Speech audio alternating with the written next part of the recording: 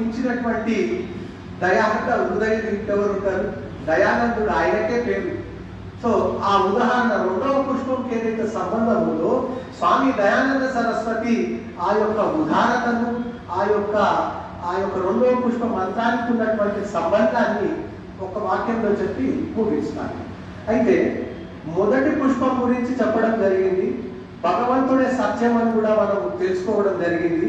రెండవ పుష్పం ఏదైతే ఉందో దయాగుణం.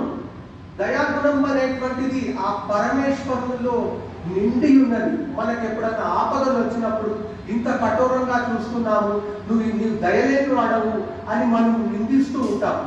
కానీ మన పూర్వజన్మ కర్మలను మాత్రం మనము ఏమంటారు వెచ్చించుకోము, విచారించుకోము, సరి చేసుకుందాం అనేటువంటి తపన మనలో ఉండదు.